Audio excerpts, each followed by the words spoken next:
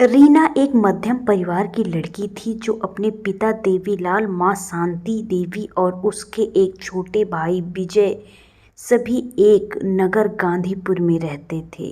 रीना अपने स्कूल की पढ़ाई खत्म करके कॉलेज की पढ़ाई कर रही थी। वो एक सीधी सादी भोली भाली लड़की थी। उसकी माँ कहती थी, हमारी बेटी गऊ है। वो चाहती थी कि उसकी बेटी थोड़ा चंट चालाक बने। उसे स्कूल से घर, घर से स्कूल, बस इतना ही पता था। वो पढ़ाई में बहुत तेज थी। एक बार जो सुन ले उसे याद रहता था। कॉलेज की पढ़ाई पूरी हो चुकी थी। अब वो अच्छे नंबरों से पास हो चुकी थी। वो एक प्राइवेट कंपनी में जॉब करती थी। सब कुछ अच्छा चलने लगा। कंपनी में काम करते हुए 1 महीना पूरा हो चुका था। आज उसकी पहली कमाई उसके हाथ लगी थी। आज वो मन ही मन बहुत खुश थी।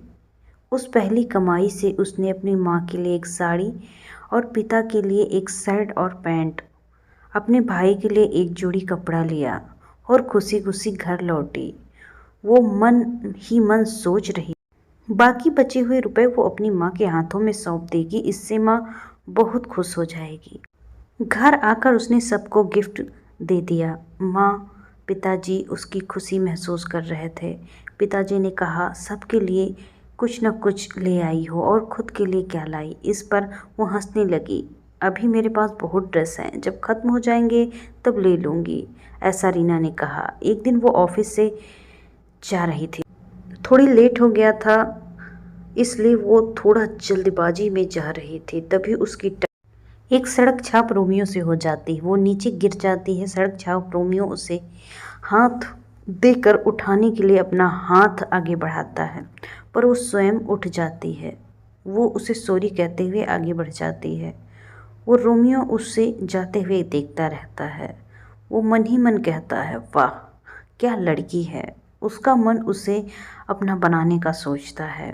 अब वो हमेशा उसकी राहों में नज़र गड़ाए बैठा रहता है। उसे दिखते ही उसके पीछे पीछे चलकर उसके ऑफिस के गेट तक पहुंचता है। रीना इस बात से बेखबर थी।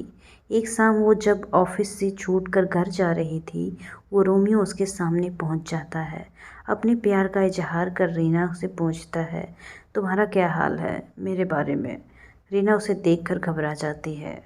वो उससे बचकर आगे निकल जाती है और दौड़कर अपने घर पहुंच जाती है। वो घबराई हुई अंदर जाती है। उसकी माँ उससे पूछती है, क्या हुआ बेटी, तुम इतना घबराई हुई क्यों हो। वो आंखें बंद करके एक लंबी सांस लेकर कहती है, कुछ नहीं माँ। आज ऐसे ही वो बात टाल जाती है कि कहीं माँ चिंतित ना हो जाए। वो पूरी रात उसी के बारे में सोचती रहती है। वो रात अंदर ही अंदर भयभीत हो जाती है। क्या करूँ, वो पिताजी से भी कुछ नहीं कह पाती। अगले दिन जब वो ऑफिस जा रही होती है, वो रोमियो उससे शादी का प्रपोजल रखता है। उसे वो धमकी देता है, यदि मुझसे शादी नहीं होगी तो मैं तेरी खूबसूरती बिगाड़ दूंगा, ताकि फिर तेरी शादी किसी से ना। शाम को मैं फिर आऊँगा, मुझे शाम तक बता देना। ऑफिस में बैठकर सोचती रहती है, अब क्या करूँ, इस रोमियो से कैसे छुटकारा पाऊँ। उसके साथ काम करने वाली उसकी सहेली अंजू उसे परेशान देखकर परेशानी का कारण पूछती है। रीना को ऐसा महसूस होता है जैसे किसी ने उसकी दुखती रग को छू दिया हो। वो फपक फपक कर रो पड़ी। मंजू को सब कुछ बता देती है और उससे पूछती है, मैं क्या करूं। अंजू कहती है, तू शाम को उसे मना कर देना और हम जाकर उसकी शिकायत पुलिस में कर देंगे। रीना, पुलिस में जाने पर बदनामी होगी, बात बढ़ेगी, कहती है। उसकी सहेली उसे आश्वासन देती है। अब उसका मन कुछ हल्का होता है। शाम को अंजू के साथ ही घर के लिए निकलती है। ऑफिस में थोड़ी दूर पर ही रोमियो उसके सामने आकर पूछता है, क्या सोचा है मेरे बारे में। रीना उसे ना कह देती है। उसकी ना सुनकर रोमियो बौखला जाता है। उसे बहुत गुस्सा आता है। वो उसे उंगली दिखाते हुए उस समय वहाँ से चला जाता है। रीना घर आती है। आज उसे थोड़ी शांति रहती है। पर वह आने वाले खतरे से भी जानती थी।